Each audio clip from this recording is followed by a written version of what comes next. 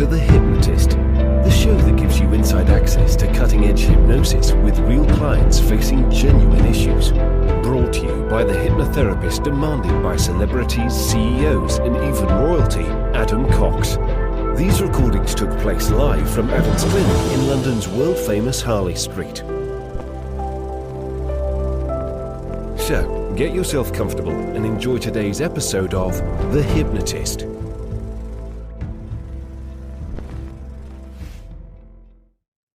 With new, gentler scented Clorox disinfecting wipes, clean finally smells as good as it feels on everything from lamps to ceiling fans, even on your kid's toy shark.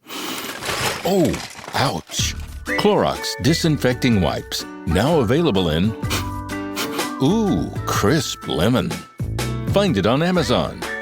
Clorox, clean feels good.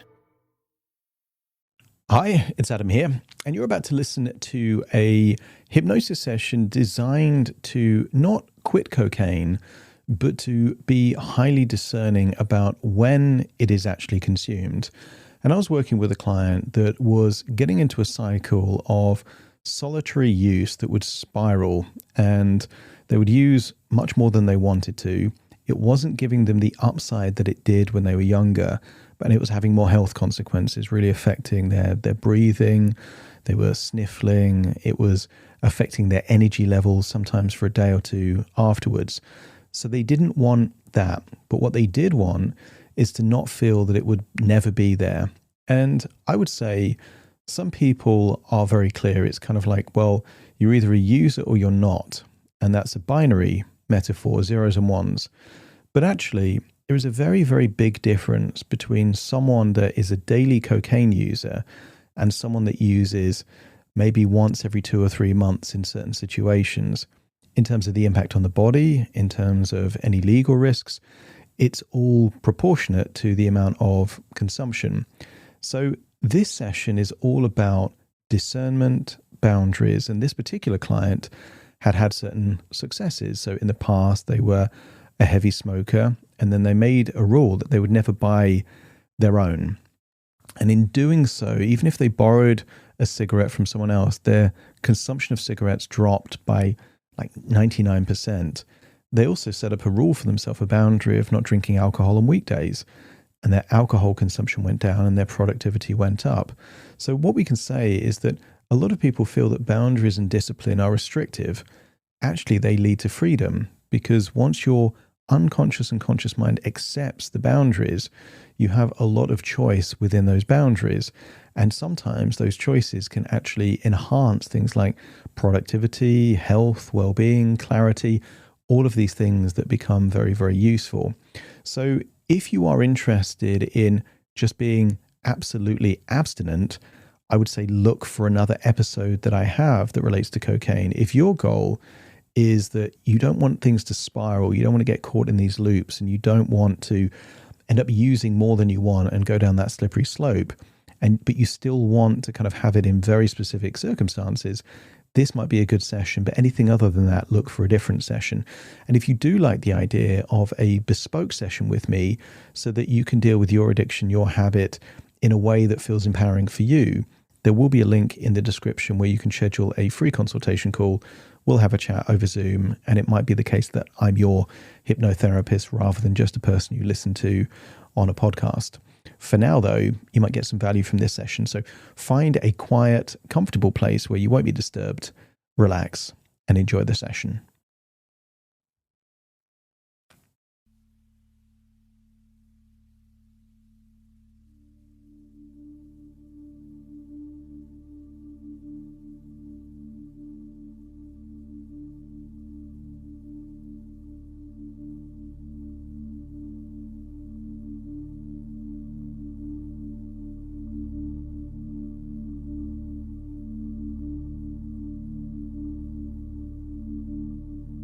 Take a deep breath in, and as you breathe in that resourceful feeling of calm and relaxation. And as you exhale, feel that wonderful feeling as if you're releasing certain thoughts, beliefs and feelings of the past. And I want you to get a sense of just how much you've changed. Breathing in relaxation, exhaling tension. Each breath takes you deeper and deeper relaxed. The deeper you breathe, the more relaxed you become. And the more relaxed you become, the deeper you breathe. And I want you to imagine floating up out of your body, drifting back in your past. And I want you to observe a time in your life where you felt that the relationship between you and cocaine worked for you. The risk-reward ratio made sense. You had certain boundaries. I want you to see in the past, you made a powerful boundary. Some people say it's not shitting where you eat, and others not shitting where you sleep. But I want you to observe that version of you had a rule. Not to use cocaine in the place that you called home. And even if you did use away from home, I want you to see that that version of you also had boundaries. Boundaries to stop spiraling. It was used in social situations, but never became solitary, never became a loop that kept on repeating and repeating and repeating, as if you can't escape from a bad dream. I want you to think about your relationship with alcohol when it's been at its best. No drinking on the weekdays, and if you do drink, not drinking so that you end up spiraling. I want you to look in your past and see there was a time that you would smoke a lot every day, and then something happened. You made a decision to do one thing differently, to just not buy packets of cigarettes anymore. You continued to smoke, but by not having your own, you ended up smoking less. And I want you to get a feeling that there is wisdom in your past. I want you to float back to a time where you used to use a certain substance a lot. And then one thing happened, and you realized you needed a new boundary. And after that boundary, your consumption of that substance went down by more than 99%. Your past has all of the wisdom you need. And I want you to feel that those neural pathways of those powerful decisions and boundaries of your past are migrating toward this substance, cocaine. Strategies of the past, boundaries of the past, and even evaluations of the past. All of the most empowering ones are being activated now. And I want you to think of a place there on your timeline of the past where you felt your most relaxed, your most calm, your most empowered, without any substance at all. No alcohol, cigarettes, no drugs at all, and float down to that place. Imagine breathing in fresh air and feeling a sense of clarity, energy, alignment. As we consider this your baseline, no cravings, no withdrawals, no feeling of compulsion or need. And I want you to imagine if you're at your current age, there in that place in nature, knowing what you now know, knowing everything that cocaine gives you but takes from you. I want you to think of the sniffles, the soreness, feelings of dread, fear, sometimes shame. Knowing everything that you know about it, I want you to ask yourself the question that if you had never taken it before, but knowing all of its pros and cons, would you start taking it now? And this allows your unconscious to apply all of that wisdom to help you make a decision. Because the answer will either be no, in which case you can strengthen a belief that you simply don't want it, or only in very specific circumstances, and that lets you know exactly the right place for your boundaries. I want you to feel connected to that place in nature, breathing in, breathing out. Breathing in a calm strength and resolve, exhaling old tension. I want you to feel empowered, because you can't have a boundary if you're not clear what the boundary is. Clarity is where it starts. So allow your unconscious mind to prepare to introduce a new boundary, a boundary to keep you safe, to create clean lines, firm but freeing. And as you continue breathing deeply, I want you to imagine one of the places you call home. And imagine walking around that home, the place that represents your sanctuary, your base, your energy.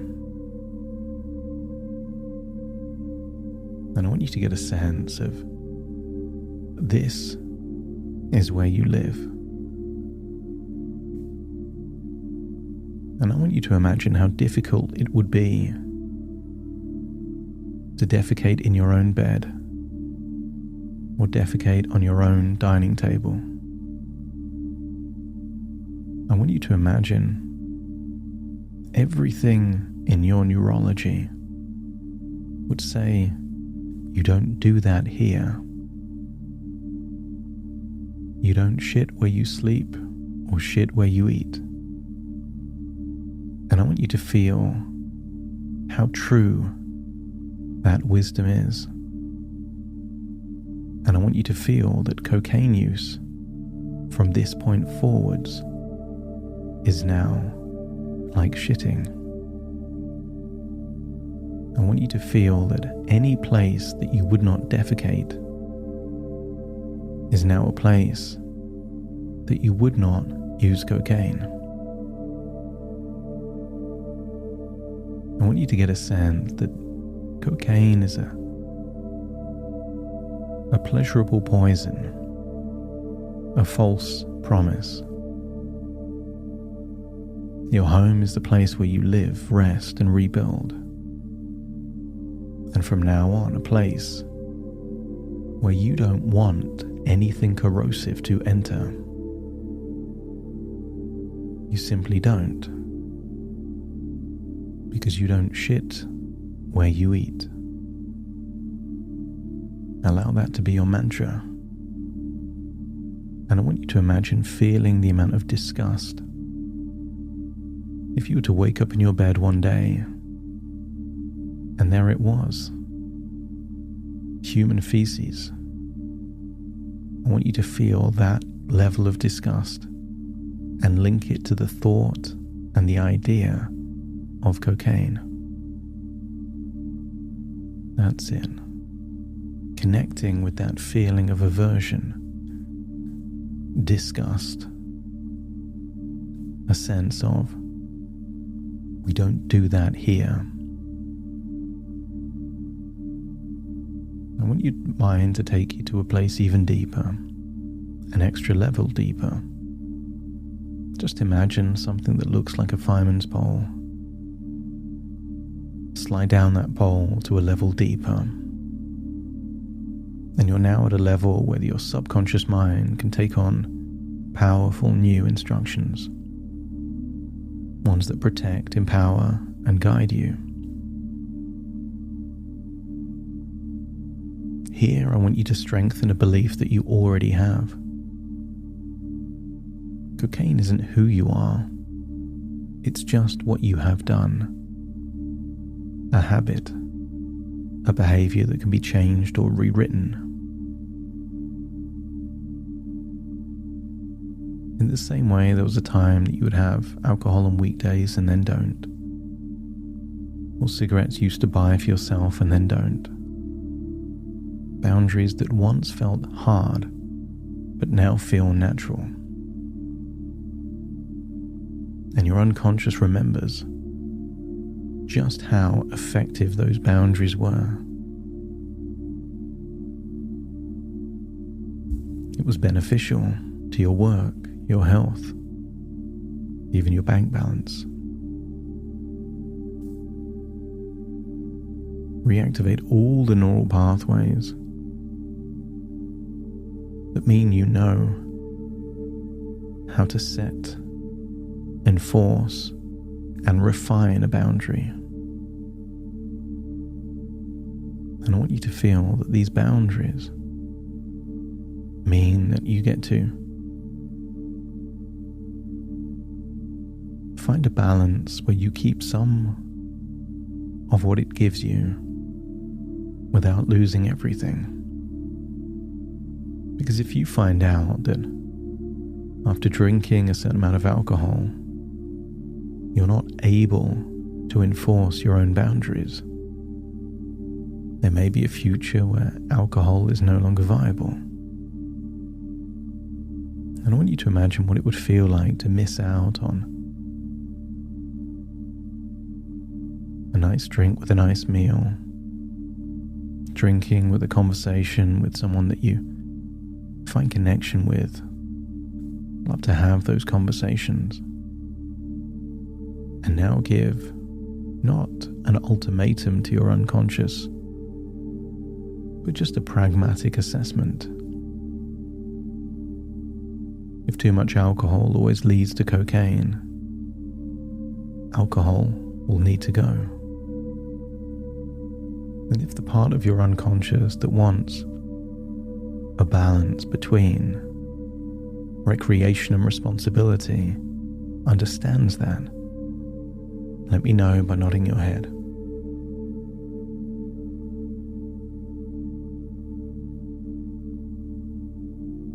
Feel that thought ripple to every cell in your body. Because with any boundary, the more you respect that line, the stronger you feel inside. A boundary becomes self-respect in physical form. But I want you to think now about what cocaine really is to you. Cocaine is not a lover, not a reward, not a secret thrill, not an act of defiance or courage or adventure. I want you to imagine thinking of cocaine as powdered deception. Why is it deception? I want you to think of how many false promises of excitement, elation, it gave you but then never delivered. Like a scam, a bait and switch, offering confidence, but instead delivering anxiety or shame or feelings of sniffles and low energy. Offering pleasure but leaving emptiness, a trap of being in that loop. You see it now as corrosive, unpleasant in its residue, cheap and hollow in its aftertaste. And what once seemed sexy or sophisticated now feels kind of desperate and dated, like old lies told by someone who can't keep their word. And each time your mind even flirts with the idea, another part will immediately reveal the truth. Cocaine is betrayal, a substance that betrays your body, your energy, and your inner peace. And your subconscious rejects betrayal. It simply doesn't want it anymore. And that excitement you once felt, perhaps from doing something you thought you shouldn't, is no longer linked to drugs of any kind. It's linked to self-mastery. A true act of defiance is breaking free of a habit that no longer serves you. The true courageous thing is to live life on your terms. The real rebellious thing is to do what most people never can do: escape the loop. I want you to feel that it's exciting now to stay in control. That discipline and your own boundaries is sexy. That it's powerful to have this inner peace, inner strength. It is classy to have discernment, and you will elevate and explode your levels of discernment, because a future awaits of more self-respect, more personal pride, more discernment, and ever-increasing standards. And every time you choose to believe that you don't want to be betrayed again, I want you to feel how good it feels to feel clean, honest, sustainable, oozing self-respect, self-esteem, and personal pride. I want you to be addicted to the high of integrity, to have a habit of discernment, because your boundaries are clear. No cocaine in your home, no weekday drinking, no buying cigarettes. And I want you to feel there's one extra boundary. Discernment avoids getting lost in the loop. And these are your pillars. And your unconscious already knows how to honor these pillars effortlessly, like they're already installed, like safety rails around your future. And each time you stay within those boundaries, pride grows, self-respect deepens, but more importantly, your freedom expands. If your unconscious is willing to honor these boundaries, these pillars, let me know by nodding your head. That's it. So now imagine a future version of you, floating up on that timeline, but now seeing the future, perhaps weeks, months, maybe even years from now, where those boundaries, difficult to enforce to the beginning, but easy over time. I want you to see how your home is calm, your body is clean, and your mind is sharp. Imagine seeing yourself in social events relaxed, selective, and grounded. I want you to see that future version of you where the idea of cocaine feels irrelevant, outdated. Like fashion from the 1980s, it belonged to a different time. Like something you've outgrown completely. And if you do use, it's with discernment, specific situations, but never spiraling. As you carry yourself with quiet power, and people sense your control, your composure, your energy, and you know that every decision you've made has brought you closer to the life you truly deserve. To be a true rebel is to live your own life, not doing what others are doing, but marching to the beat of your own drum. That feels adventurous. It's time to leave this future and still take all the wisdom from the past with a new sense of clarity as to your boundaries and your way forward. So take a deep breath in through your nose and out through your nose. Wiggle your fingers, wiggle your toes, connect and calibrate with the here and the now as I now count from 1 to 10 to awaken you. Starting to count. 1, 2, 3, waking up. 4, 5, 6, more alert. 7, 8, open your eyes, open your eyes. 9, 10, wide awake, wide awake, wide awake.